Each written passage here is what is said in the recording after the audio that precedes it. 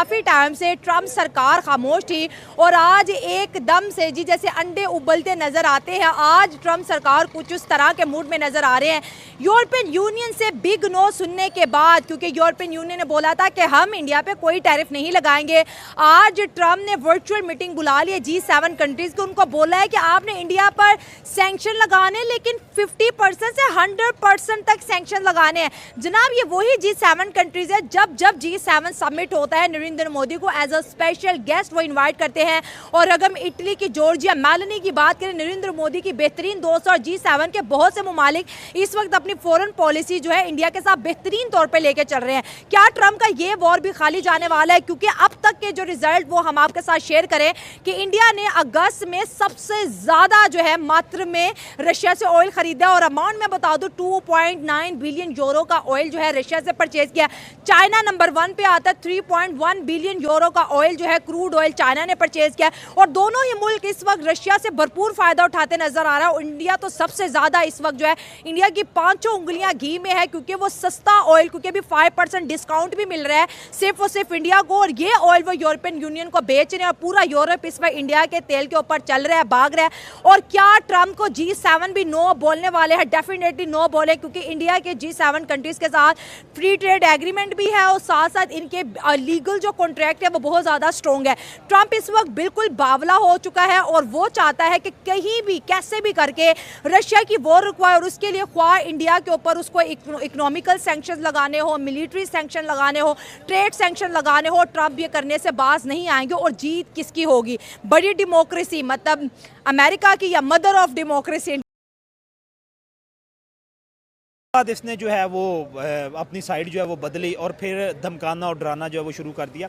America को ये लगता था, डोनाल्ड ट्रंप को ये लगता था कि इसे ये लगता था, और डिप्लोमेसी जो इंडिया की थी उन्होंने इसे इस बात पे कायल भी किया हुआ था या पागल बनाया हुआ था कि हम बिल्कुल आपके साथ हैं और हम आपके बगैर कुछ नहीं है। उसे ये लगता था कि इंडिया जो है वो मेरे बगैर कुछ नहीं है और नरेंद्र मोदी तो सर्वाइव ही मेरी वजह से कर रहा है। कुछ फहमियाँ थी या भारतीय जनता पार्टी जो सर्वाइव ही मेरी वजह से कर रही है। तो मैं जैसे मरोड़ना चाहूँगा ना, या जैसे ये नेहरू के जमाने वाला इंडिया समझ रहा था ना कि थोड़ा सा दबकाऊंगा बैठ जाएगा, बिलो द लाइन आ जाएगा। बिलो द लाइन आएगा। 2025 आ गया जब तो जहाँ पे कतर जैसा और एक बड़े दावे करके आया था कि मेक अमेरिका ग्रेट अगेन, और ये सारे उसके जो नैरेटिव थे और ये जो उसके आप ये मोटो था उसका, उसके साथ वो आया हुआ था। अब मसला ये बना है कि उसे अचानक, पहले तो हालांकि नरेंद्र मोदी उसका बड़ा दोस्त था और नरेंद्र मोदी के साथ उसकी बड़ी पिंगे जो हैं वो बढ़ाई जा रही थी, लेकिन अचानक उसे ऐसा क्या हुआ है कि वो नरेंद्र मोदी से वो जो दूर होना शुरू हो गया। इसके पीछे भी बहुत सारे मुहर्रिकात हैं, क्योंकि नरेंद्र मोदी ने जो है या इंडिया ने उसे, जब इसराइल ने हमला किया था ईरान पे, तो अमेरिका जो है, अमेरिका इंडिया को कह रहा था कि एक तो जो है सपोर्ट करें इसराइल की। दूसरी बात यह है कि जब बंकर बस्टर गिराए थे अमेरिका ने ईरान पे और B-2 जो बम्बार तैयारे उनके आए थे कि उन्हें फ्री या एक सेफ़ एग्ज़िट जो है सेफ़ पाथ दिया जाए, ये दोनों बातें जो थी ये इनकार कर दिया था इंडिया ने अमेरिका में। अक्सर ये कहता हूँ कि अब ना 2021 में जब अमेरिका अफ़गानिस्तान से निकला है ना, उसके बाद से अमेरिका की जो सुपीरियरिटी थी, ये जो सुपर पावर स्टेटस था वो ख़त्म हो चुका है। क्या बात है? अब रिवाइव करने की कोशिश कर रहा है डोनाल्ड ट्रंप जो है कि मैं अमेरिका को दोबारा सुपर पावर स्टेटस की तरफ लेके जाऊं। क्वेश्चन ये होता है कि super power who is super power, या इंस्टाग्राम पर जरूर फॉलो कर लिया करें। अगर बात करें हम इकॉनमी की तो यूएस बहुत बड़ी इकॉनमी है, इसमें कोई शक नहीं है। लेकिन ट्रंप आने से वो डिफरेंट कंट्रीज पे टैरिफ क्यों इम्पोज कर रहा है, उसकी सबसे मेन वजह यह है कि जो अमेरिका जो अपनी मार्केट है उसमें टर्बुलेंस बहुत ज़्यादा है, उसके अपने प्रोडक्ट्स जो है वो इंटरनेशनल मार्केट में नहीं बिक रही। तो इस वजह से इस फ्रस्ट्रेशन में उन्होंने डिफरेंट कंट्रीज को टारगेट करना शुरू किया। मतलब ट्रंप फ्रस्ट्रेटेड है। हाँ, फ्रस्ट्रेटेड है, उस वजह से वो डिफरेंट कंट्रीज को टारगेट करना शुरू। पहले उसने चाइना को टारगेट करना शुरू कर दिया। चाइना के देखो, चाइना इस वक्त कंट्रीब्यूट कर रहा है 60% एक्सपोर्ट को, पूरे वर्ल्ड को डोमिनेट कर रहा है। तो चाइना अगर वो उसकी बात नहीं मान रहा तो उनको तो पता चल गया कि पूरी दुनिया की जो मार्केट है ग्लोबल वो रुक रही है उसकी वजह से। तो क्योंकि आपको पता है एक्सपोर्ट हब है दुनिया में वो चाइना है, तो इस वजह से फिर उनको घुटने टेकने पड़े। फिर उन्होंने वियना में वो इजलास बुलाई, फिर उन्होंने नेगोशिएशन किया, वो नेगोशिएशन कामयाब हो गई। उसके बाद फिर उसने इंडिया को टारगेट किया। इंडिया भी 11% एक्सपोर्ट को पूरी दुनिया में कंट्रीब्यूट कर रहा है, तो इंडिया को भी बहुत बड़ी मार्केट है, तो वो भी चाहते हैं कि इंडिया अभी जो जंग से, यूक्रेन जंग से बहुत ज़्यादा फ़ायदा उठा रही है, क्योंकि वो रशियन क्रूड ऑयल को लेके उसको रिफाइन करके डिफरेंट मार्केट में वो बेच रहे हैं और सबसे ज़्यादा वो पैसा चाप रहा है। तो इस वजह से उनको ट्रम्प ने उसको भी टारगेट करना शुरू कर दिया। तो इंडियन में उसकी फॉरेन पॉलिसी जो है वो अपनी आज़ादाना की तरफ जा रहे हैं, हमारी तरह नहीं है, तो उनकी भी काफ़ी ज़्यादा कंट्रीब्यूशन है। और ट्रम्प की ये यूज़ कर रहा है टेरिफ को एज ए वेपन अगेंस्ट दूसरे कंट्रीज का, तो वो तो चलता रहेगा। अभी G7 को काम टेरिफ से आगे अब तो कह रहे हैं सैंक्शंस लगाओ, पाबंदियां लगाओ। अगर सैंक्शन वो किस किस पे लगाएगा? वेनेजुएला का उसको उन्होंने देख लिया, रशिया का देख लिया, ब्राजील खड़ा हो गया, अभी इंडिया खड़ा हो गया, एक दिन पाकिस्तान भी खड़ा हो जाएगा। पाकिस्तान भी वो पाइपलाइन पे ही है, लेकिन पाकिस्तान वो मीडिएट कर रहा है दूसरा, क्योंकि हम रशिया चाइना की भी कैंप में खेल रहे हो, साथ साथ हम रूस की भी रशिया के साथ भी कह रहे हैं हम मैक्सिमम लेवरेज ले सकें। तो ये दोनों हमारे पॉलिसी है इस वक्त, लेकिन ये भी अच्छी पॉलिसी, इतनी भी बुरी नहीं है।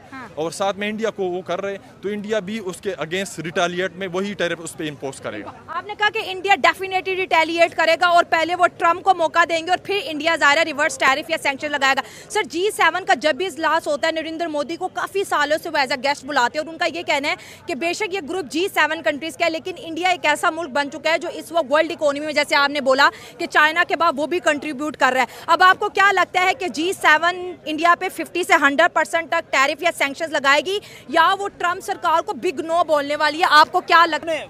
किसी भी सुपर पावर अमेरिका का क्या होता है, अमेरिका दो चीज़ें करता था जब भी किसी कंट्री को अपनी आप ये कह लें कि बेंच में या अपने पास अपने साथ शामिल करना। सबसे पहले तो वहाँ पे एक्सटर्नल इंटरवेंशन करवाता था, क्योंकि इंडिया का डेमोक्रेटिक सेटअप मजबूत है, या रिजीम चेंज जिसे आप कहते हैं गवर्नमेंट वो हो नहीं सकती, वो हो नहीं सकता था, एक क्लियर वाज़ह मेजोरिटी थी। उसके बाद अमेरिका वेपनाइजेशन का कॉन्सेप्ट इस्तेमाल करता है, हमले का। नो डाउट कि अमेरिका से बहुत ज़्यादा दूर है इंडिया, हमला भी नहीं कर सकता था। इंडिया के आसपास किसी कंट्री में इतनी हिम्मत भी नहीं थी कि वो जो है वो ब्लाइंड इंटरवेंशन जो है, या ब्लाइंड या ओपन वॉर जो है वो स्टार्ट करे इंडिया के साथ।